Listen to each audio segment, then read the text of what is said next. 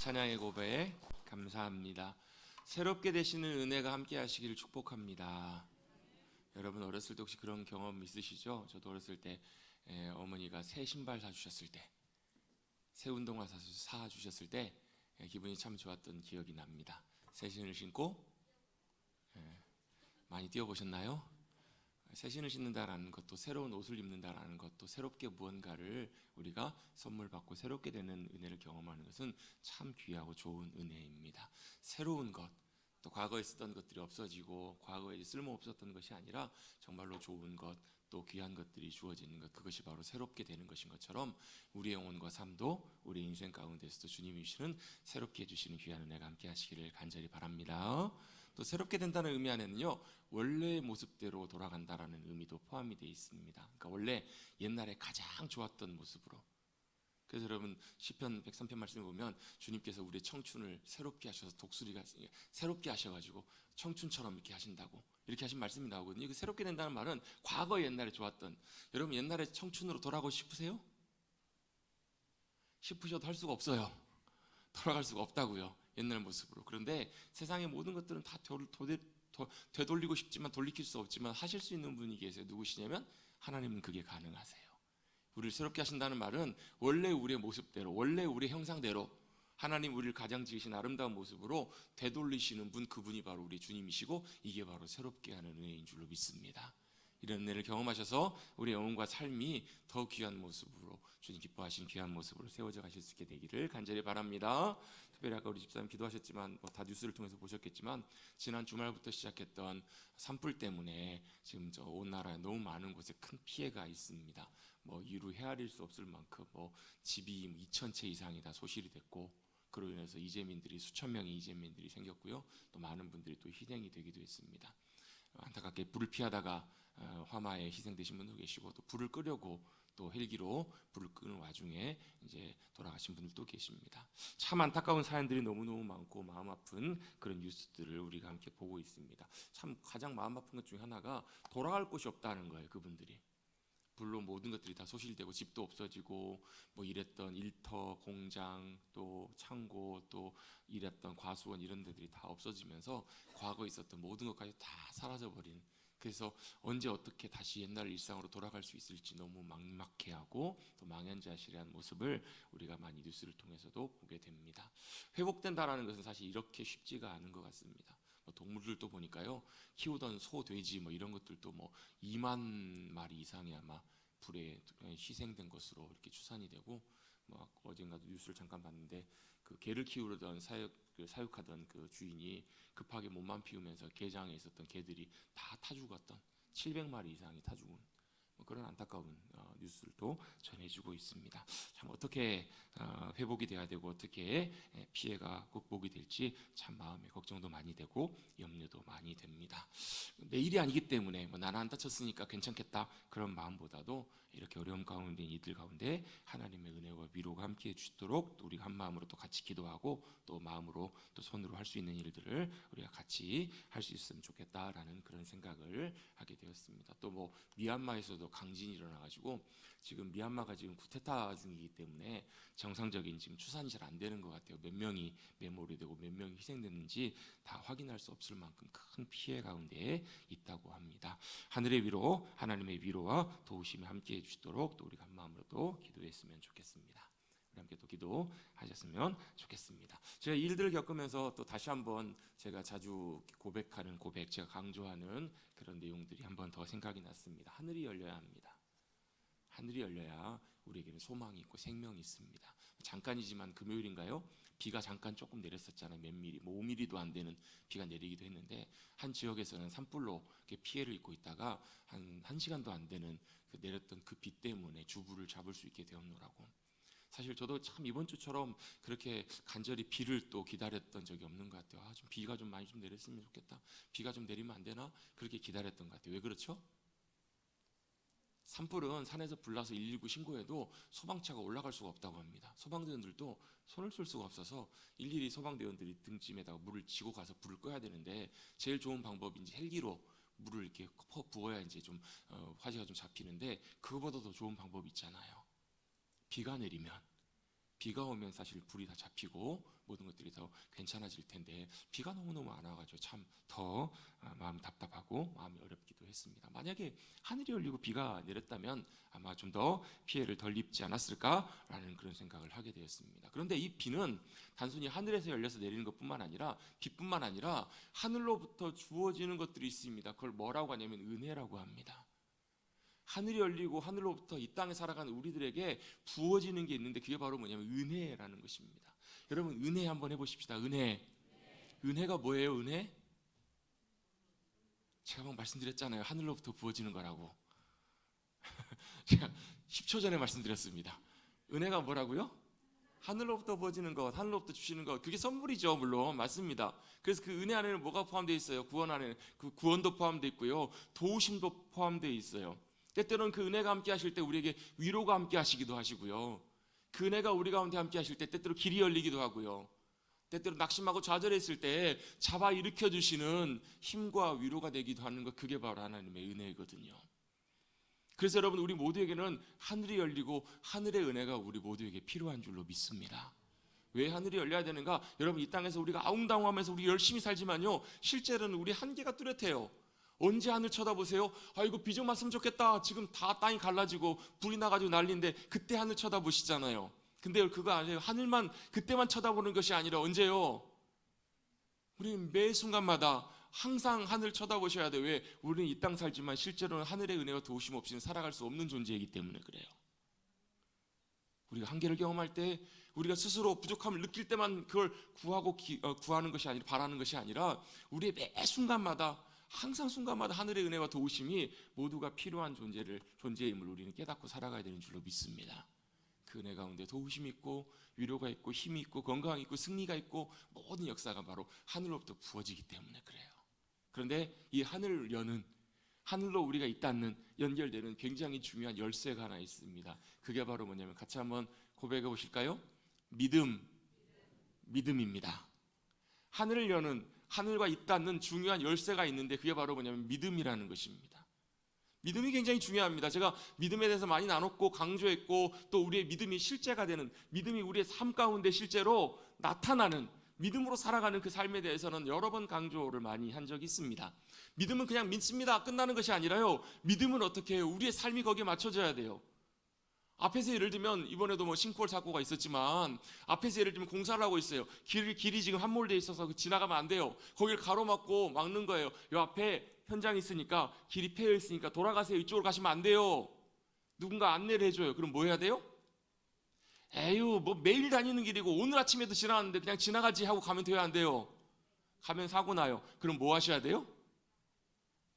여러분이 만약에 그 사람을 믿는다면, 또 그 사실을 믿으신다면 돌아가든지 피해가든지 다른 길로 가셔야 돼요. 이게 믿음이에요. 믿는다라는 말은 그냥 믿어요, 동의하고 마는 것이 아니라, 믿기 때문에 어떻게 하는 거예요? 따라가시는 거예요. 믿기 때문에 어떻게 하시는 거예요? 순종하시는 거예요. 믿기 때문에 거기에 반응해서 내 삶이 움직여지고 내 생각과 마음이 움직여지는 거예요. 그게 믿음입니다. 그럼 믿음으로 하늘문을 여시고 이 땅에서 믿음의 놀라운 역사를 경험하실 수 있게 되기를 간절히 바랍니다. 근데 이 믿음을 여러 가지로 정의할 수 있지만, 믿음에 또 중요한 것 한 가지가 있는데 그게 바로 뭐냐면, 믿음은 보는 것과도 연관이 돼 있어요. 믿음은 보는 것입니다. 보는 게 뭐예요? 본다. 눈 뜨고 보는 거잖아요. 그죠? 믿음은 보는 것입니다. 보는데 뭘 보는가? 단순히 여러분 우리 육신의 눈으로 보는 것만을 말하지 않아요. 여러분 우리 보는 것이, 여러분 눈으로 보는 것만 있고 또 뭘로 보는 것인 줄 아세요? 우리의 마음으로도 보는 게 있습니다. 마음으로도 볼 수 있어요. 제가 대학 1학년 때 처음에 신입생으로 학교를 갔더니 수업 시간에 심리학 수업이었는데 교수님이 이렇게 물어보시더라고요. 야, 마음이 어디 있는 줄 아냐? 마음이 어디 있다고 생각하냐? 이렇게 물어보시더라고요. 거기 있었던 대부분의 학생들이 뭐라고 대답했을까요? 여기 있어요. 이렇게 대답하시더라고요. 틀렸어. 야, 거기 열어봐라. 마음 있나? 여기 열면 뭐가 있어요? 심장이 있어요. 심장은 여러분 그냥 피를 펌프질해서 살아가도록 하는 거예요. 왜 마음이 여기 있다고 생각을 했을까요? 우리 마음 하면 뭐가 생각나요? 막 심장 따뜻함, 가슴, 이걸 생각하기 때문에 마음이 여기 있다고 생각하는 거예요. 그렇죠? 왜요? 우리는 마음 하면 뭐가 생각나세요? 마음이 아프다, 뭐 마음으로 느끼다. 그렇죠? 대부분의 경우에 마음 하면 감정적인 경우들 생각하는 경우들이 참 많아요. 마음 하면 뭐 느끼는 것, 또 그래서 뭐 마음이 상하다, 이렇게 마음을 생각하는 경우가 있어요. 그래서 여기 우리 마음이 있나 보다, 여기가 아프니까. 근데 실제로 마음은 어디 있어요? 여기 있어요. 여기 머릿속에. 왜 무슨 얘기인가? 여러분, 우리 마음이라고 하는 것은요, 느끼는 감정이나 이런 것들도 있지만 또한 뭐가 있냐면 의지, 내가 결정하는 것, 내가 생각하는 것, 판단하는 것, 이 모든 것들도 다 어디서 이루어지는 거냐면 생각이라고도 볼 수 있지만 생각, 마음 같은 개념으로 볼 때 마음 여기 있다고도 볼 수 있어요. 그럼 어디 있어요? 우리 생각 속에, 우리 머릿속에. 여기서 보고 듣고 판단하고 결정하고 여기서 마음에서 결정하면 어떻게 돼요? 손과 발이 움직이는 거예요. 고민돼요. 밤 10시인데 배가 고파요. 어떻게 해요? 자, 배가 고프다는 느낌이 들어요. 마음에서 올라옵니다. 그럼 어떻게 돼요? 생각으로 들어와요. 그럼 어떻게 하시겠어요? 어떻게 해요? 판단을 하시는 거예요. 생각하고 10시인데 먹어야 되나 말아야 되나, 참아볼까, 넘어야 되나 생각을 할 거예요. 이게 다 어디서 이루어지는 거라고? 마음에서 이루어지는 일들이라는 거예요. 우리가 의지하는 거, 우리가 의지적으로 판단하는 거, 결단하는 거, 생각하는 거, 이 모든 것들이 다 우리 마음에서 이루어지는 일들이에요. 그래서 그 마음에서 결정하면 우리의 몸이 움직여집니다. 그래서 많은 경우에 우리 영적인 싸움, 세상과 진리와의 영적인 싸움 가운데 이 싸움의 전쟁터 중에서 가장 치열한 자리를 어디라고 생각하냐면 마음이라고 생각해요.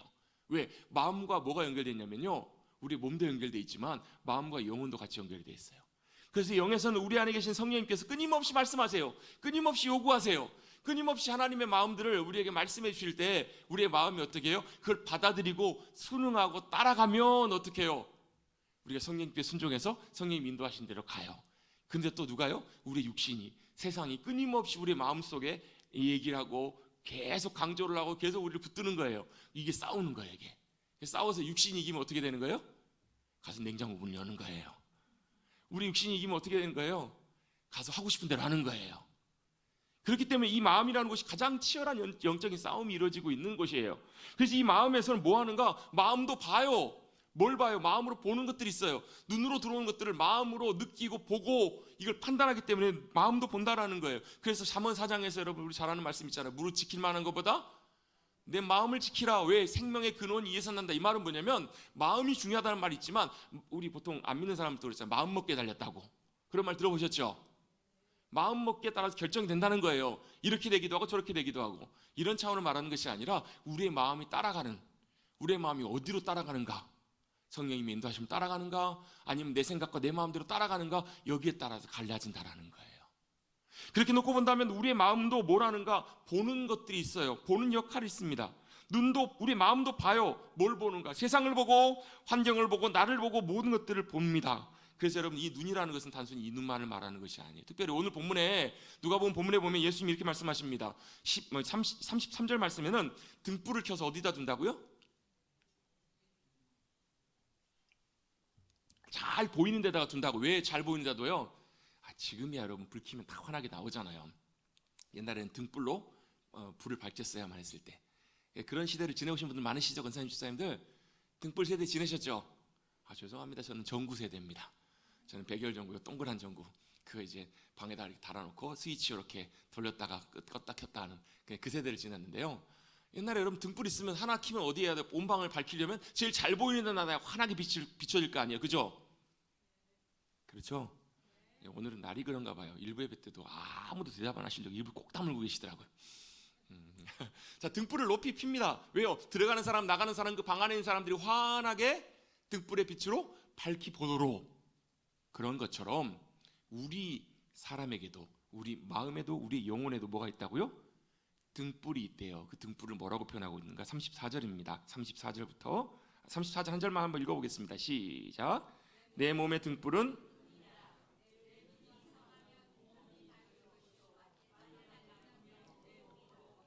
아멘. 눈이 어떻다고? 내 몸의 등불이 뭐래요? 눈이래요. 눈이 뭐라는 거예요? 내 눈에, 내 몸의 등불인데, 몸 육신만 말하는 것이 아니라 내 전부를 말하는 거예요. 내 전 존재의 등불이 뭐가 된다고요? 눈이 된다고. 눈이. 근데 눈이 어떻다고요? 눈이 성하면 온몸이 밝을 것이라고요. 반대로 눈이 나쁘면 온몸이 어두울 거라는 얘기. 여러분, 눈이 성하십니까? 제가 요즘 노안 때문에 참 여러 가지로 좀 많이 불편한 게 많아요. 성경 읽다가 보면 이게 흐리흐리해가지고 안지언지가 잘 안 보일 때가 참 많아요. 핸드폰 문자 보낼 때도 이게 아버지인지 아바지인지 잘 구분이 잘 안 될 때가 참 많아요. 그래서 제가 참 조심 많이 해야 될 것 같아요. 특별히 무슨 목사님 할 때 그 오자 바로 옆에가 어자가 있거든요. 잘못 누르고 구분 안 하면 목사가 되는 경우가 있습니다. 잘 봐야 돼요. 눈이 참 중요합니다. 저도 참 불편한데요. 단순히 이게 눈이 성하고 눈이 나쁜 걸 의미할까요? 여러분 좀 잘 안 보이시면 돋보기 쓰시면 됩니다. 그렇죠. 요즘은 뭐 렌즈도 삽입도 하시고요. 요즘 어때요? 저도 뭐 그 얘기를 했더니 아는 목사님 다 초점 렌즈 쓰시면 돼요 얘기하시더라고요. 여러분 단순히 눈이 좋다 나쁘다는 이 우리 육신의 눈을 말하는 것이 아닌 것 같죠? 왜요? 이게 나쁘면 그냥 치료받으면 되고 하지만 단순히 이걸 말하는 것이 아니에요. 여러분 잘 안 보여가지고 안경 쓴다고 해서 마음이 밝아지십니까? 여러분 마음이 어둡고 걱정이 염려 가득한데 여러분 좋은 안경 쓰신다고 여러분 마음이 밝아지면 여러분 그런 안경 있으면 저 좀 소개 좀 시켜주십시오. 그게 아니라고요. 이 눈이라는 건 단순히 우리 보는 육신에 보는 이 눈만을 말하는 것이 아니라 뭘 말할까? 우리의 영혼에도 눈이 있어요. 우리 마음에도 눈이 있다라는 거예요. 그것이 성하면 온몸이 밝을 거래요. 근데 그게 나쁘면 온몸이 어두울 거라는 얘기예요. 여러분, 여러분의 마음, 여러분의 심령, 여러분의 삶이 지금 어두우십니까? 눈을 점검하십시오. 내가 뭘 보고 있는가? 눈이 성하다는 말은 무슨 말인가? 눈이 그러면 온전하다는 말이 무슨 의미일까? 영어 성경에 보면 이런 표현이 나옵니다. 싱글 포커스라는 말이 나와요. 싱글 포커스라는 말은 무슨 말이에요? 초점이 잘 맞아 있다라는 거예요. 눈이 어떻게 해요? 초점이 잘 맞아 있는 거예요. 바라봐야 될 곳, 목적지에 정확하게 우리의 눈이 초점이 잘 맞춰져 있고 잘 보고 있는가, 아니면 모든 게 흐리하고 이것저것 여기저기 산만하게 보고 있는가, 그것에 따라서 여러분 뭐가요? 눈이 성한가 눈이 나쁜가가 결정된다라는 거예요. 여러분 어떠십니까? 여러분의 눈은 성하십니까? 바꿔서 한번 표현해 보겠습니다. 여러분의 눈은 뭘 보고 계십니까? 여러분의 눈은 어디를 향하여 있으시고 무엇을 어떻게 보고 계십니까? 이것이 오늘 본문이 우리에게 말씀해 주시는 아주 중요한 일입니다. 자, 제가 처음에 뭘 얘기를 했냐면 하늘 얘기를 하고 믿음의 얘기를 했어요. 근데 믿음의 중요한 요소 중에 하나가 뭐냐? 보는 거라고요. 보는 것이 뭐와 관계가 있어요? 우리 눈과 관계가 있다고요. 왜 눈이 중요한가? 여러분 우리는 이 눈으로 무엇을 보는가, 어떻게 보느냐가 굉장히 중요하기 때문에 그렇습니다. 눈을 본다라는 말은 단순히 그냥 보는 것이 아니라요, 어떤 눈으로 어떻게 보느냐, 이것이 여러분 보는 것을 달리 보게 하는 거예요. 사람마다 똑같은 걸 보는데요 다 달라요. 그러시죠? 네, 그래요. 똑같은 걸 봐도 사람마다 보는 게 다 다르다고요. 다 물어보시오. 다 다릅니다. 왜? 뭐 때문에 그럴까요? 사람마다 눈에 보는 관점이 다르기 때문에 그래요. 여러분 관점이란 말은 뭐예요? 그것을 보는 눈이에요. 그래서 이렇게 보기도 하고 저렇게 보기도 합니다. 사람마다 관점이 다 달라요. 사람마다 관점에 영향을 미치는 것은 뭘까요? 사람마다 자기가 좋아하는 것, 자기가 중요하게 여기는 것, 또 자기가 익숙한 것, 이런 것들에 따라서 보는 관점이 달라져요. 그래서 이걸 뭐라고도 바꿔서 표현해 볼 수 있냐면 가치관이라고도 표현해 볼 수 있어요. 사람마다 가치관이 다르면요 행동이 다르고 결정이 다르고 선택하는 게 다르고 다 달라요. 맞아요. 그리고 이 관점을 가지고, 이 가치관을 가지고 내 인생을 보고 내 삶을 보고 세상을 보는 걸 뭐라고 하냐면 세계관이라고 합니다. 뭐라고요? 세계관. 어떻게 세상을 보는가, 무엇을 어떻게 보는가, 그것이 바로 세계관인데, 이것이 중요한 게 이게 어느 누구에게나 예외 없이 다 있어요. 애기들한테도 있고요, 어느 누구도 예외 없이 이 세계관이 다 있습니다. 이 세계관에 대한 책을 보니까 이렇게 재밌는 질문이 나오더라고요. 여러분이 만약에 물건을 잃어버렸습니다. 여러분 핸드폰을 잃어버리셨다고 생각해 보세요. 핸드폰을 찾아야 돼요. 어떻게 찾으실래요? 이것도 다 사람마다 다 다릅니다. 어떤 분은요 내 핸드폰 봤어? 다른 사람한테 물어보는 분이 계시고요, 어떤 분은요 자기가 왔던 걸 그대로 따라가시는 분이 계세요. 사람마다 다 달라요. 핸드폰이 어디 있을까, 이걸 찾는 질문부터요 어디까지, 나는 누구인가, 이 질문에 대한 답을 얻을 때까지 사람들은 모두 다 어떻다라는 거예요? 자기만의 생각, 자기만의 관점, 자기만의 가치관, 자기만의 세계관을 갖고 있다는 거예요. 이걸 갖고 행동이 달라져요. 다 다른 답을 해요. 똑같은 질문, 똑같은 상황인데 다 답이 다르고 반응이 다른 이유는 뭐가 다르기 때문에 그래요? 관점이 다르기 때문에 그래요. 가치관과 세계관이 다르기 때문에 그렇다라는 거예요. 그래서 우리가 뭘 해야 되냐면요, 이걸 어떻게 해요? 우리의 관점으로 한번 보는 것이 아니라 하나님의 관점으로, 성경의 관점으로, 기독교의 관점으로 보는 걸, 이걸 뭐라고 하냐면 기독교적 세계관이라고 해요.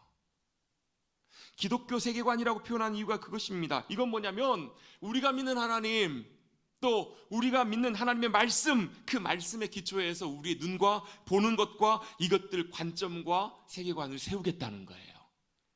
우리가 믿는 하나님 어떤 분이세요? 기본적으로 기독교 세계관에서 관점은 뭐냐면요, 창조주 하나님, 하나님이 뭐 하셨다고요?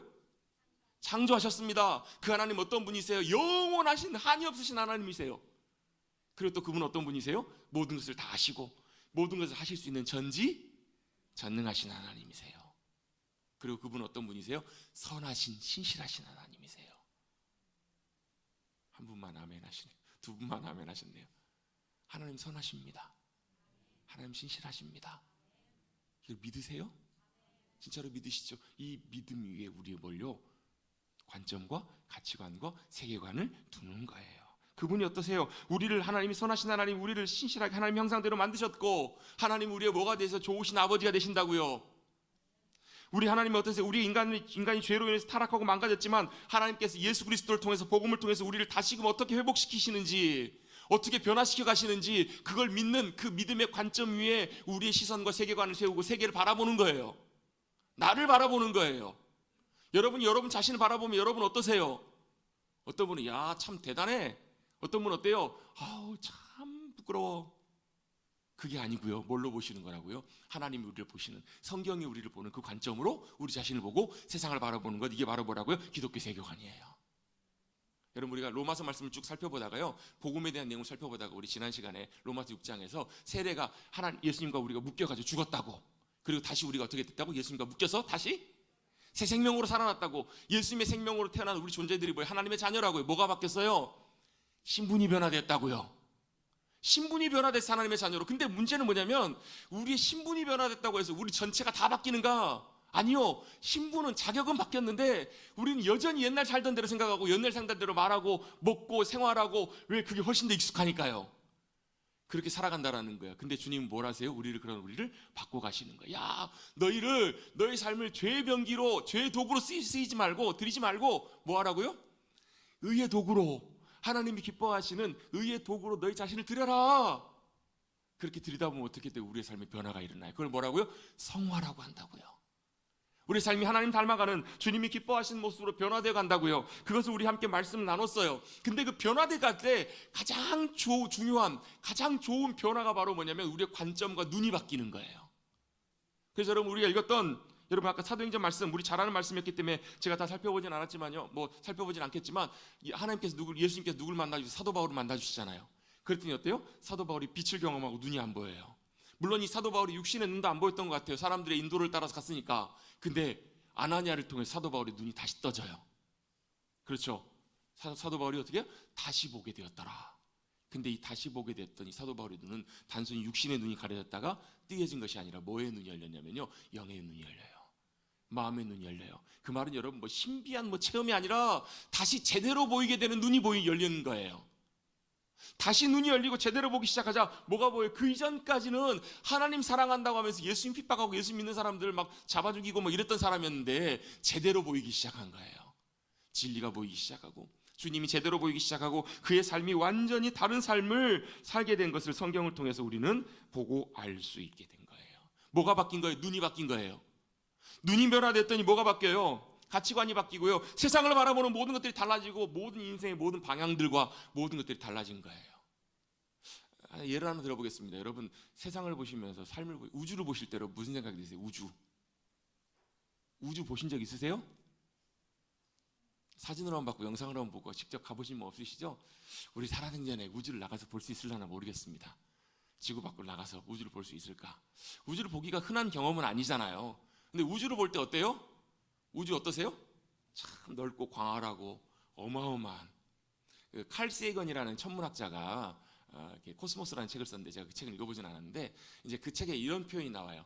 그 보이저 1호라고 있어요. 보이저호가 1977년도에 이제 나사에서 우주선을 발사했는데, 그게 이제 처음에는 목성을 이렇게 탐사하기 위해 쐈던 건데, 목성 탐사를 다 마치고 어디까지 갔냐면 태양계 밖에까지 날아갔어요. 보이저호가 여러분 얼마만큼의 속도로 지구에서부터 멀어지고 있냐면 초속 17km로 나가고 있어요. 1초에 몇 킬로를 나가요? 17km. 이게 어느 정도 속도냐면 감이 안 오실 것 같은데 총알이 날아가는 속도의 17배라고 합니다. 이제 좀 느낌이 오시죠? 총알이 어떻게 날아가요? 슝 이렇게 안 날아갑니다. 보이지도 않아요.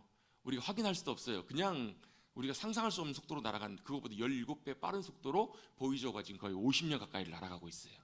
그래서 1990년도인가요? 90 몇 년도인가 이제 거의 태양계 이제 마지막 부분을 가고 해서 이제 거의 이제 바깥쪽으로 이제 태양계를 벗어나려고 할 때 칼 세이건이 제안을 하나 합니다.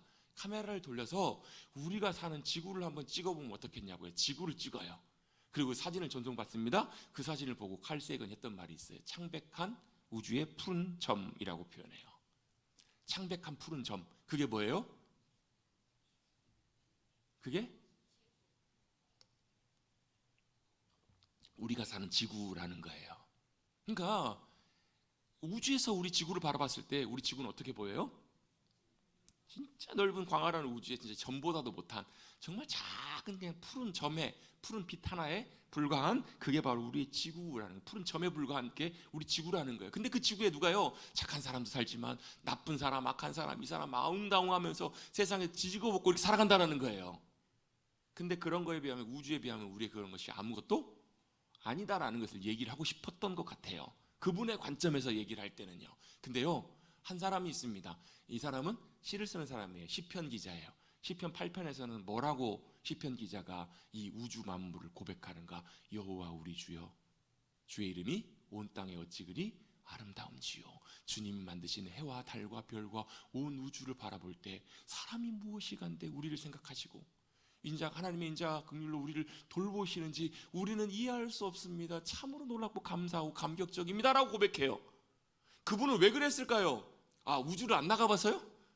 우주에서 지구를 못 봤어요? 아니요. 그분은 뭘 통해서 바라보았을까? 뭘 통해서 우주를 보았을까? 하나님이 모든 만물을 창조하시고 여전히 역사하시고 운행하시고 그리고 아름답게 만드신 온 우주 만물과 이 땅을 누구에게? 우리 인간에게 주시고 하나님의 은혜와 긍휼로 우리가 이 땅에 살아가게 하신 것을 그분의 관점으로, 누구의 관점으로요? 하나님의 관점으로, 믿음의 관점으로 그것을 보았기 때문에 그렇게 고백할 수 있었던 거예요. 이게 여러분 관점의 차이입니다. 이게 바로 세계관의 차이입니다. 우리가 어떤 눈을 가지고 어떤 세계관을 가지고 살아가는가 보는가에 따라서 우리의 말과 행동이 달라지고 우리의 삶이 완전히 달라져요. 왜 우리 살아가는 우리 인생 가운데는요 정말로 많은 세계관이 있어요. 제가 참고로 보았던 이제 사이어라는 분이 제임스 사이어라는 분이 쓴 기독교 세계관이라는 책을 보면요 크게 한 8가지 정도로 분류를 해요. 그래서 유일신론, 그 다음에 뭐 이신론, 또 해서 어디까지 오냐면 포스트 모더니즘 세계관 이렇게까지 쭉 와요. 그런 내용들을 하나하나 사실 살펴보다 보면 우리가 굉장히 동의할 만한 것들이 많아요. 왜? 우리 안에 그런 것들이 굉장히 많거든요. 우리 안에 어떤 세계관들이 많아요. 어떤 경우는 뭐예요? 샤머니즘적인 세계관. 뭐예요? 토착. 그래가지고 여러분 옛날에 여러분 예수 믿기 전에 우리 많이 그런 걸 했던 것 있잖아요. 뭐 부정탄다고 해가지고 하고. 제가 얼마 전에 며칠 전인가 지난주인가요? 우연히 짧은 한 20초짜리 20초 30초도 안 되는 짧은 영상을 하나 봤는데 요즘 이제 방영되고 있는 드라마인가 봐요. 이제 일반 TV 방송을 말고 다른 제주도 배경으로 해가지고 가수 아이유하고 박보검 씨가 나와가지고 배경 나와서 한 드라마. 저는 내용은 보진 않았어요. 그분만 잠깐 봤는데 나중에 알고 보니까 그거더라고요. 그 이제 시할머니가 시어머니가 계시고 시할머니 계시는데 자꾸 뭐 뭘 뿌려요. 봤더니 소금은 아닌 것 같고 뭐 팥인 것 같아요. 나중에 이제 제가 이제 아내가 얘기를 해주는데 그게 보니까 그 이제 그 주인공의 어머니 역할을 했던 그 이제 그러니까 친정 어머니시죠. 친정 어머니가 이제 물에서 있기를 하시다 돌아가셨는데 귀신이 붙었다는 거예요. 귀신이 붙어가지고 내쫓아야 된다는 거예요. 그리고 나중에 자연스럽게 이제 그 어디 그 딸도 이제 뭐 제주도니까 이제 해녀 이렇게 삶으로 이렇게 살아가도록 이렇게 자꾸 이제 강요를 하는 거예요. 그래서 뿌리치면서 하지 마시라고. 나는 남편하고 이제 남편 박보검 씨죠. 남편하고 결혼해가지고 온 아내지. 내가 이 집의 며느리고 내가 이 집의 시며느리지만 내가 그거 위해서 결혼한 거 아니라고 하면서 뿌리치고 나와요. 이제 옛날에는 그런 일들이 사실 비일비재했잖아요. 왜 그래요? 그분들의 세계관이 이미 생각 속에 그걸 갇혀 있는 거예요. 부정타기 때문에 귀신들 쫓아야 되고 또 어때요? 당연히 결혼했으면 뭐가요? 그 집에 귀신이 돼야 되고 며느리가 돼서 그 따라가야 되고 그걸 받아들이지 못했기 때문에 받아들일 수 없었기 때문에 그걸 거부하고 나온 거예요. 그건 단순히 여러분 어떻게 보면 그 당시에는 반항적인 행동이었겠지만 그게 뭐예요? 그게 세계관이라는 거예요. 보이지 않게 우리 안에 그런 생각들이 굉장히 많아요. 아 이거 먹으면 부정 탄다고. 그렇죠. 아 이거 하면 이렇게 부정 탄다고. 아 꿈에서 이거 꿨으니까 이거 한다고. 제가 누구 얘기하고 있는 거냐면 교회 다니시는 분들 얘기하는 거예요. 왜? 우리 안에도 이런 보이지 않는 많은 세계관적인 영향들이 굉장히 많아요. 요즘뿐만 아니라 요즘에도 굉장히 그런 것들이 많아요. 여러분 이런 것들이 제대로 잘 열려지지 않으면 우리는 믿고 살아간다고 하면서도 여전히 실제 삶은 어떻게 해요? 그것대로 따라가는 경우들이 너무너무 많아요. 어떤 분이 그런 얘기를 하시더라고요. 요즘 아이들 보면서 너무 걱정이 많이 된다고. 특별히 요즘 탄핵 시국을 보내면서 그 중고등학생 아이들 같은 경우에도요, 뭘 봐요? 요즘 다뭐 유튜브, SNS 이런 걸 뭐 그냥 자유롭게 다 보잖아요. 그걸 보면서 애들이 그냥 아무렇지도 않게 그냥 뭐 계엄 얘기를 하고 탄핵 얘기를 하고 뭐 이런 것들 얘기를 하면서 때때로는 굉장히 잘못된 생각을 갖고 있는 아이들이 너무너무 많더라는 거예요. 왜 그럴까요? 그냥 있는 그대로 무분별하게 그 정보들을 다 받아들이는 거예요. 거기서 그치는 것이 아니라 그게 들어와서 자기들의 뭐가 되는 관점을 만들어요. 가치관을 만들고 세계관을 형성하는 거예요. 별것 아닌 것 같지만 그거 여러분 생각보다 자리 잡으면 올바로 바로 잡기가 생각보다 쉽지가 않습니다. 여러분 믿는 아이들 처음부터 여러분 신앙생활 하면서 하나님이 세상을 만드시고 나를 만드셨어요 라고 배우고 그것들이 자리 잡혀 있는 아이들보다 그렇지 않은 아이들이 훨씬 많아요. 왜요? 먼저 아이들이 접하는 게 뭐예요? 학교에서 배우는 것, 책을 통해서 배우는 것들이 훨씬 많기 때문에 그래요. 뭘 배워요? 당연히 세상은 빅뱅으로 만들어졌고 그리고 어떻게 해요? 진화되어서 원숭이가 사람이 되어서 지금 우리가 이렇게 살아있는 존재가 되는 거라고. 이런 것들을 접하고 배운 아이들이 그것이 뭐가 되는 거예요? 하나의 가치관이 되고 세계관으로 자리 잡게 돼요. 그들이 바라보는 세상과 그들이 바라보는 하나님은 그들의 보는 그 가치관으로 보기 때문에 이게 조정이 쉽지가 않는 거예요. 그것으로 모든 세상을 보고 인생을 봐요. 그게 너무 마음속에 견고하게 자리 잡고 있기 때문에 그렇더라는 거예요. 여러분의 세계관, 우리의 보는 관점, 우리의 눈이 온전하게 열려질 수 있게 되기를 주님의 이름으로 축복합니다. 그 눈이 열려야 어때요? 우리 영혼과 우리의 삶이 환하게 밝혀진다라는 거예요. 사도 바울의 인생이 완전히 새롭게 전환되었던 것처럼 우리의 믿음의 눈으로 온전하게 바라보게 될 때 어떤 분은 그런 분이 계세요. 뭐가요? 돈이 세상에서 제일 중요한 분이 계세요. 그분은 그분의 가치관과 세계관은 기준이 뭐냐면 돈이에요. 돈. 이제 뭐 굳이 표현해 보자면 뭐 유물론적 관점관, 뭐 세계관, 또 뭐 황금주의적, 물질 만주의적 세계관 뭐 이렇게 이름 붙일 수 있는데 그건 뭐 다루자고 하는 것이 아니라 돈이 관점이 되고 기준이 되면요 모든 것을 판단하고 결정할 때 뭘대로 해요? 돈이 되는가 안 되는가, 돈 이익이 되는가 안 되는가 그걸 갖고 결정한다고요. 예, 돈 중요해요. 돈 필요한 거 맞아요. 그런데 그것이 우리의 삶을 결정하는 가장 중요한 기준이 아니라 뭐가요? 하나님의 말씀이, 하나님의 진리가 우리 가운데 온전한 기준으로 우리의 관점과 눈을 온전하게 붙잡아 주실 때 제대로 보고 진리가 우리 가운데 환하게 비춰진다라는 거예요. 그게 뭐예요? 그게 우리 눈이 성한 거예요. 눈이 성하면 온 몸이 밝을 것이다. 35절에 그러므로 내 속에 있는 빛이 어둡지 아니한가 보라라고 주님 말씀하세요. 여러분의 마음의 빛이, 여러분 속이 어두워지셨습니까? 아니면 밝으십니까? 세상이 너무 혼란스럽잖아요. 너무 어둡잖아요. 그래서 어때요? 우리의 마음이, 우리의 심령이 어두워질 때 뭘 보라는 거예요? 우리가 뭘 보고 있는가? 어떻게 바라보고 있는가? 그걸 점검해 보라는 거예요. 내 온몸이 밝아 조금 더 어두운 데가 없으면 등불이 빛을 너를 비출 때와 같이 온전히 밝으리라. 내 영혼에 햇빛 비치니 그 영광 찬란해. 그 빛으로 주님이 비춰주시는데 뭐가 우리 눈이 온전치 못하면 그 빛이 우리의 심령과 영혼을 밝게 비출 수가 없다라는 거예요. 그럼 어떻게 하면 되는가? 우리의 세계관, 우리의 관점, 우리의 가치관, 우리의 눈을 조정하고 새롭게 고치고 새롭게 온전하게 세워질 필요가 있어요. 어떻게 해요? 말씀대로 세워지셔야 돼요. 말씀의 진리대로 우리의 눈과 세계관과 가치관이 맞아떨어져야 된다고요. 그러려면 어떻게 해야 되는가? 하나님의 말씀이 깨달아지셔야 돼요. 같이 한번 고백하겠습니다. 말씀이 깨달아지는 은혜. 여러분 말씀은요 그냥 단순히 귀로 듣고 머리로 생각하고 마는 것이 아니에요. 그 안에 성령님의 역사하심이 함께해 주셔야 되는데요. 성령님이 역사하실 때 그 말씀이 깨달아져서 그 의미가 무슨 의미인지를 알게 돼요. 아 그렇구나, 이게 주님이 원하시는 거고 주님의 뜻이고 이게 진짜구나, 옳은 것이구나, 이게 뭐라고, 이게 깨달아지기 시작해요. 깨달아지고 저는 깨달아지는 걸 이렇게 표현하거든요. 이걸 깨달아지는 거라고 해요. 그렇구나. 이렇게 되면 어떤 일이 벌어지냐면요, 이 깨달아지는 말씀이 내 삶하고 딱 달라붙어요. 내 삶하고 연결되기 시작해요. 딱 달라붙기 시작해요. 그래야 어떻게 돼요? 그 삶이, 내 삶이, 내 행동이, 내 행동과 태도가 여기에 영향을 받고 움직여지기 시작해요. 이게 여러분 깨달아지는 귀한 은혜예요. 그래서 잠언에서 솔로몬은 끊임없이 이렇게 강조합니다.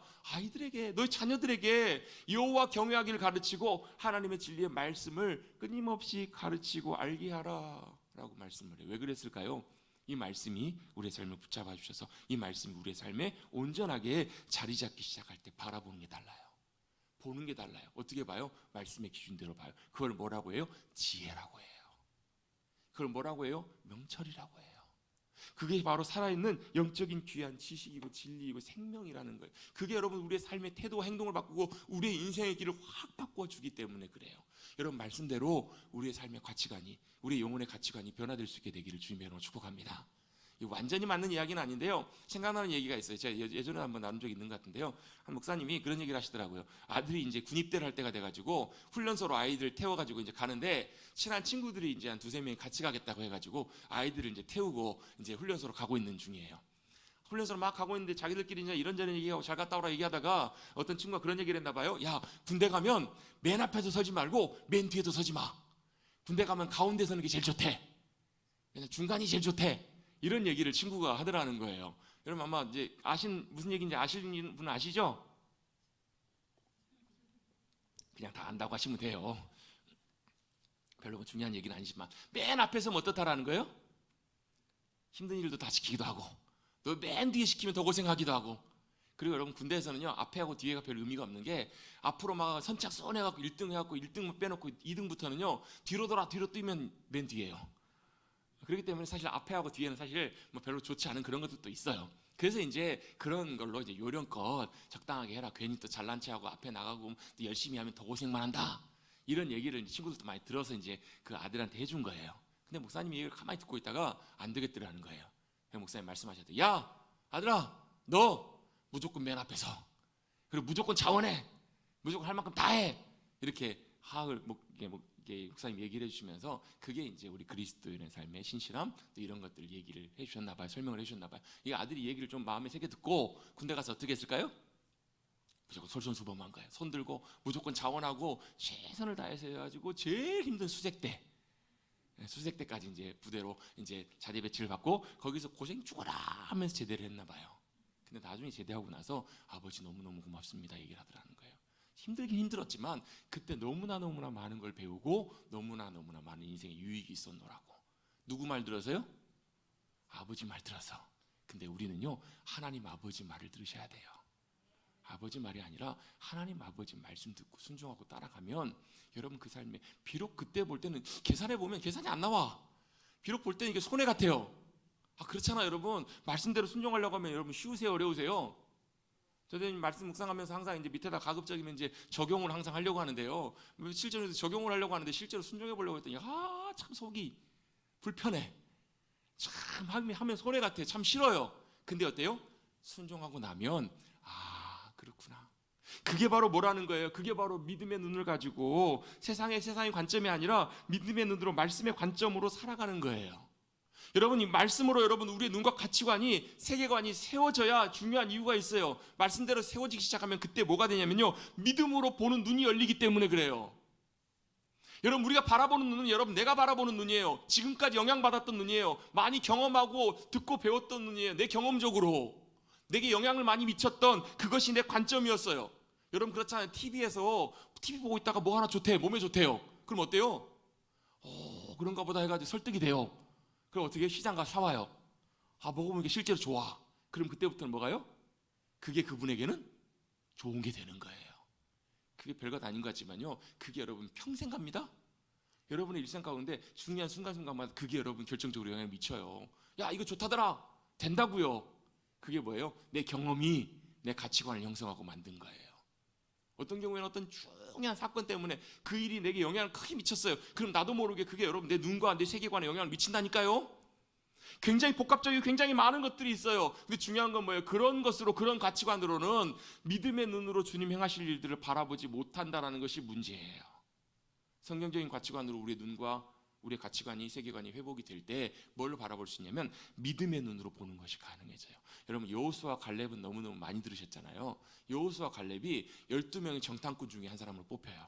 그래서 12명이 가나안 땅을 다 보고 옵니다. 그들이 뭘 보고 온 거예요? 현상적으로 보는 거예요. 그냥 눈에 보이는 대로 보는 거예요. 우리도 똑같잖아요. 산을 보고 뭐 현실을 보고 우리의 문제들을 보고 사람을 만나고 어떤 일이 생겼을 때 그 문제를 보잖아요. 이 12명이 똑같이 그렇게 보고 온 거예요. 가나안 땅을 정탐하고 온 거예요. 보는 건 다 우리 같이 봤습니다. 그런데요, 이 12명 중에서 10명과 달리 여호수아와 갈렙만이 달리 봤던 것이 하나 있어요. 나머지 10사람은 어때요? 봤더니 진짜 좋은 땅입니다. 우리 그곳에 살면 너무너무 좋을 것 같아요. 근데 문제는 뭐냐면 거기에 사는 사람들이 너무 대단한 사람, 거인들이고 성이 너무너무 견고하고 그들의 무기가 너무너무 강력해서 우리가 싸우면 도저히 못 이길 것 같아요. 그게 뭐예요? 맞아요? 틀려요? 맞아요. 사실이에요. 팩트예요. 그들이 봤던 게 잘못된 것이 아니에요. 근데 거기에요, 여호수아와 갈렙도 똑같이 동의하지만 거기에 그들이 따로 더 봤던 것이 하나 있어요. 뭘 봤어요? 그게 바로 믿음의 눈이에요. 믿음으로 뭘 봤냐면, 우리가 싸워서 도저히 못 이길 것 같지만 그들은 뭘 봤냐면요, 그런데 우리와 하나님이 함께 하시면, 하나님이 우리를 위해 싸우시고 우리와 앞서 가시면 저들은 우리의 밥이요, 저들은 우리가 친히 이기고 그 땅을 취할 수 있을 거라고 그들은 뭘로 봤던 거예요? 믿음의 눈으로 봤던 거예요.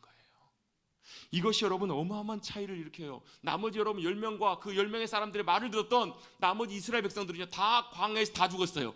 한 사람도 가나안 땅에 못 들어갔어요. 누구만 들어갔어요? 여호수아와 갈렙만 들어가요. 뭐 때문에? 믿음의 눈으로 하나님의 행하심과 역사하심을 보았기 때문에 그래요. 여러분, 우리의 가치관이, 우리의 눈이, 우리의 세계관이 말씀으로 하나님 기뻐하시는 대로 변화돼야 되는 이유가 이거예요. 이게 보이지 않으면 믿음으로 주님 행하심을 보지 못해요. 자, 다윗이 시편 57편에 보면 아둘람 굴에 갇혀 있습니다. 자기를 죽이려고 하는 사울이 딱 쫓아와가지고 코끝까지, 어디 앞에까지인가요? 칼끝이 어디라 그러나요? 아무튼 바로 앞에 코앞까지 와 있어요. 이제 들키면 죽는 거예요. 그 절박한 상황 속에서 다윗이 몸부림치면서 괴로워합니다. 하나님, 내가 왜 이런 고통을 당해야 되고, 내가 왜 이런 위기와 어려움의 상황 속에 처해 있어야만 합니까, 하나님? 그렇게 울부짖다가 부르짖다가 다윗의 믿음의 눈이 열려요. 눈이 열렸더니 뭐가 보이냐면 그 동굴 가운데서도 주님이 함께하고 계시더라는 거예요. 그리고 그 주님이 다윗의 생명을, 자신의 생명을 붙들고 계시고, 대적들의 올무에서부터 자신을 건지시고 구원하시고 인도하실 것이 눈에 보였던 거예요. 그랬더니 그가 뭐라고 고백해요? 주님, 제가 마음을 결정했습니다. 내가 확정되고 싸우니 내가 주님을 찬양하고 기뻐하고 경배하려 합니다. 새벽아 빨리 와라. 내가 비파와 수금 나팔을 불고 주님을 찬양하리라. 온 열방 가운데 주님을 찬양하고 높여드리기를 원합니다. 뭐 때문에 그래요? 그의 눈이 달라진 거예요. 그의 세계관이, 그의 눈이 달라져서 함께 하시는 주님이 보였던 거예요. 그 가운데 역사하시고 일하신 하나님. 제가 예전에 한번 몇 번 소개했던 찬양 있잖아요. 그 코로나 기간을 지날 때 제일 전 세계 사람들이 제일 많이 불렀던 찬양, 웨이메이커라는 찬양. 길을 만드시는 분. 하나님이 뭐 하신다고요? 이곳에 운행하시네. 내가 그 주님을 찬양합니다. 그분 어떤 분이세요? 기적을 행하시는 분, 길을 만드시는 분, 또 어둠 속에 빛이 되시는 분, 그분이 나의 하나님이시라고. 근데 제가 참 그 찬양의 가사 중에서 제게 개인적으로 인상 깊었던 찬양의 가사가 맨 뒷부분이에요. 뒤에 뭐라고 나오냐면요, 우리 눈에 보이지 않아도, 또 우리가 느낄 수 없어도 여전히 주님은 일하고 계시네. 여전히 주님은 일하고 역사하고 계십니다. 그 고백이 저에게도 참 많은 위로와 힘이 되었던 고백이에요. 그분이 누구시라고요? 기적을 행하시는 분, 길을 만드는, 사막 가운데 길을 내시고 여전히 어둠 속에 빛이 되어주시는 분, 그분이 바로 저와 여러분의 하나님이신 줄로 믿습니다. 그분을 바라보는 눈, 그분 눈이 바로 믿음의 눈입니다. 세상적인 눈으로 볼 땐 답이 없습니다. 참 답답합니다. 그런데 우리의 세상적인 눈이 아니라 말씀의 가치관대로, 우리의 관점으로, 우리의 가치관이 변화되고 세계관이 변화되고 할 때 우리가 어떻게 보여요? 뭐가 보여요? 여전히 주님이 함께 하시고 일하시고 역사하고 계심이 보이더라는 거예요. 여러분, 그런 눈으로 환하게 선명하게 비춰질 수 있게 되기를 주님의 이름으로 축복합니다. 그럼 어떻게 우리의 영혼이 밝아져요? 우리의 영혼이 찬송과 감사와 기쁨으로 가득 차요. 마지막 세 번째입니다. 첫 번째는 말씀의 기준대로, 성경대로 우리의 세계관과 눈이 바뀌어져야 된다는 거. 두 번째로, 그래야 우리의 믿음의 눈이 열린다고요. 마지막 세 번째입니다. 나는 무슨 눈으로 바라보고 있는지를 늘 점검하셔야 돼요. 이게 한 번 한다고 되는 것이 아니라 계속 확인해야 됩니다. 계속 점검해 보아야 됩니다. 내가 세상을 어떻게 보고 있는가? 왜 금방 돌아가 버리기 때문에 그래요. 과거로 금방 돌아갑니다. 옛날 모습 그대로 돌아가요. 그럼 뭐가 나와요? 불평이 나고 원망이 나와요. 절망하게 돼요. 과거로 금방 다시 돌아가 버립니다. 쉽게 영향을 받습니다. 또 어때요? 여러 가지 많은 것들 때문에 우리의 눈과 관점은요, 영향을 많이 받아요. 누가 뭐라고 한마디 하면 금방 우리 눈이 돌아가요. 그리고 그렇게 봐요. 여러분, 그거 아세요? 우리 인간들이 참 설득 잘 당하는 거? 설득 참 잘 당한다고요. 참 오염되기가 쉬워요. 여러 가지 것들로 인해서 많이 바뀌기가 쉬워요. 여러분 오늘 본문의 내용은 아니지만 마가복음 8장에 보면 이런 사건이 하나 나와요. 예수님께서 베세다를 지나가시다가 베세다에서 누구를 만나냐면 한 눈 못 보는 사람을 만나요. 예수님이 눈 못 보는 사람을 이렇게 침을 발라가지고 눈을 뜨게 해주세요. 예수님 물으세요. 뭐가 보이느냐 물어봤더니 이 사람이 보여요 그러면서 사람도 보이고요 나무 같은 것들도 걸어다녀요. 그럼 나무가 걸어다니면 돼요 안 돼요? 큰일 났잖아요. 뭐가 문제예요? 나무가 걸어다니는 게 문제가 아니라 그 사람의 눈이 아직 온전하게 열리지 못한 거예요. 다시 예수님이 안수하세요. 그리고 다시 눈을 제대로 보게 해주세요. 그랬더니 이제 환하게 제대로 보이는 거예요. 제가 옛날에 이 말씀을 읽으면서 잘 이해를 못했어요. 아니 예수님이 치유가 반밖에 안 됐나? 예수님의 치유가 좀 실수가 있으셨나? 왜 그러셨을까? 근데 돌아놓고 보니까 어쩌면 의도가 있으셨을 수도 있겠다. 왜? 우리가 본다고 하지만 온전치 못하게 볼 때도 있어요. 여러분 혹시 나무가 걸어다니는 거 보이시면 여러분 주님의 안수를 구하십시오. 다시 보셔야 돼요. 제대로 보셔야 된다고요. 왜? 이게요 생각보다 쉽게 오염받기가 쉬워요. 우리의 눈은요. 우리 생각과 마음은 쉽게 영향을 받습니다. 말을 들으면 그렇다면 받아들입니다. 내 생각과 욕심과 내 의도가 있다면 더 쉽게 왜곡이 돼요. 더 가치관들이 금방 세계관들이 금방 무너진다고요. 성경을 보면서도 내 생각으로 내 욕심으로 바라보기 시작하면요 그게 영 이상하게 잘못 보여요. 헛된 것들, 헛소리 이런 것들을 하는 경우도 너무너무 쉽다라는 거예요. 요즘 우리나라 참 극한 갈등 가운데 있습니다. 그 갈등에 많은 원인을 제공하는 이유 중에 하나가 저는 기독교 교회라고 생각합니다. 많은 목회자들이 또 많은 성도들이 하는 얘기들을 들어보면요 다 뭐 갖고 얘기하는 줄 아세요? 성경 갖고 얘기합니다. 그리고 다 기도 열심히 하고 이렇게 얘기를 해요. 뭐가 문제일까요? 성경이 문제가 아니라 기도가 문제가 아니라 그들의 관점이 문제예요. 그들의 세계관이 문제예요. 그게 오염되기 시작하면요 잘못된 것을 보고 잘못된 것을 얘기하면서도 그것이 하나님의 뜻이라고 하나님이 기뻐하신 일이라고 큰 소리 빵빵 치면서요 최근에 봤더니 뭐 순교 얘기를 하더라고요. 제가 속으로 그랬습니다. 웃기고 있네. 왜요? 그게 딱 그럼 어떤 의미냐면 약간 이슬람적인 세계관하고도 약간 비슷해요. 순교하면 천국 간다. 이슬람 교도들이 딱 그렇거든요. 그 성전이에요 성전. 그게 뭐예요? 성경적인 세계관인가? 하나님 말씀하시는 말씀의 세계관인가? 그게 아닌 경우들은 너무 많아요. 오염되면 그것이 여러분 섞이고 잘못 빗나가면 영 엉뚱한 소리를 하고 말도 안 되는 소리를 하면서도 깨닫지 못하는 경우들이 참 많아요. 그래서 여러분 우리의 눈부터 우리의 시선부터 우리의 세계관부터 관점부터 늘 점검하셔야 돼요. 하나님 앞에 진실하게 우리의 욕심과 마음들 다 내리고 주님 정말 기뻐하신 뜻이 무엇인지 하나님의 마음을 알기를 원하는 마음으로 말씀을 붙들고 말씀의 눈으로 우리의 눈을 변화시켜 주시도록 말씀을 통해서 주님 온전하게 보고 주님 행하심을 온전하게 바라볼 수 있도록 여러분 믿음으로 구하시고 늘 살피시는 여러분들 되시기를 주님의 이름으로 축원합니다. 그럼 뭐가요? 주님 행하심과 은혜가 보여요. 돌아가신 고 하영조 목사님 그분이 젊었을 때부터 아주 어린 시절부터 폐결핵으로 정말 고생 많이 하셨거든요. 죽다 사셨거든요. 거의 기적적으로 사셨는데 폐결핵뿐만 아니라 조금 지나지 않아서 젊은 시절부터 간암 때문에 간암 수술을 8번인가 하셨고 제가 알기로는요. 계속 항암 치료를 하시고 또 나중에는 신장까지 투석을 하셔가지고 하루에 뭐 일주일에 3번, 4번씩 신장 투석을 매번 하셨음에도 불구하고 해외로 나가서 복음을 전하시고 늘 항상 최선을 다해서 모든 것을 다 불태워서 믿음의 길들을 걸어가셨거든요. 주변에 있는 분들이 항상 안타까워하시면서 목사님 좀 몸 좀 살피세요. 한편으로는 목사님이 더 건강하셨으면 목사님이 더 체력이 많으셨으면 체력적이 훨씬 강건하셨으면 훨씬 더 귀한 일들 많이 하실 텐데 목사님이 이 얘기를 들으시고 뭐라고 그러셨냐면 아니에요. 이게 얼마나 큰 은혜인지 몰라요. 내가 몸이 아프고 힘든 것이 얼마나 큰 은혜인지 몰라요 하시면서 무슨 얘기 하시냐면 본인 표현대로 하면 안 그랬었으면 얼마나 까불고 다녔을지 몰라요. 안 아팠으면 얼마나 본인이 이제 본인 목사님 표현으로 까불고 다녔을지 모른다고요. 그런 얘기를 하시더라고요. 이게 뭘 의미해요? 세상에 바라볼 때는 그 몸이 여러분 온몸이 종합병원이고 몸에 성한 곳이 하나도 없는 것이 얼마나 불행한 일이에요. 근데 뭐예요? 주님의 눈으로 믿음의 눈으로 봤더니 그게 뭐라는 거예요? 은혜이고 감사할 일이더라는 거예요. 여러분 이런 믿음의 눈이 활짝 열려줄 수 있게 되기를 주님의 이름으로 축복합니다. 눈이 성하면 영혼이 온전케 됩니다. 우리의 삶이 달라집니다. 여러분 눈이 온전하게 열리는 것 믿음의 눈으로 나를 바라보고 삶을 바라보고 세상을 바라보면 그 안에 함께 하시는 하나님 역사하시는 주님을 바라볼 수 있어요.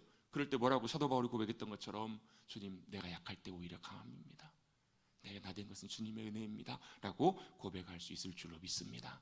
그 은혜의 삶 믿음의 삶을 살아가시는 저와 여러분 되시기를 간절히 주님의 이름으로 축원합니다. 저를 따라 고백해 주겠습니다. 제목 한번 봅니다. 눈이 성해야 합니다. 아멘. 나는 눈 성한데요? 라고 생각하시는 분 그분은 주님의 은혜가 필요합니다. 주님, 내 눈이 성해지기를 원합니다. 내 눈이 말씀대로 온전하게 더 굳건하게 세워지기를 원합니다. 믿음으로 주님의 은혜를 구하고 나가셔서 놀라운 주님 나라의 놀라운 아름다운 세상들과 놀라운 역사들을 경험해 가시는 우리 모두가 되시기를 간절히 주님의 이름으로 축복합니다. 하나님 감사합니다. 오늘도 예배 자리에 나올 수 있도록 인도하시고 불러주신 주님의 은혜에 감사를 드립니다. 세상은 참으로 혼란스럽고 많은 일들이 있고 안타까운 사고도 있고 참 답답한 많은 여러 가지 일들도 있습니다. 그러나 주님, 우리가 세상을 바라볼 때, 우리의 삶을 바라볼 때, 나를 바라볼 때 믿음의 눈으로, 성경적인 가치관으로, 세계관으로 바로 바라볼 수 있는 은혜를 허락하여 주시옵소서. 눈이 성하면 온몸이 밝아질 것이고 나의 삶, 나의 인생도 밝아질 줄로 믿사오니 내 눈이 바른 눈, 믿음의 눈, 말씀의 눈으로 온전하게 밝아져서 믿음으로 함께 하신 주님, 역사하시는 그 주님의 인도하심 경험하고 승리하는, 감사와 찬송으로 영광 돌리는 우리 복된 삶이 되게 하여 주시옵소서. 함께 해주신 주님께 감사드리며 예수님의 이름으로 기도드리옵나이다. 아멘. 찬송가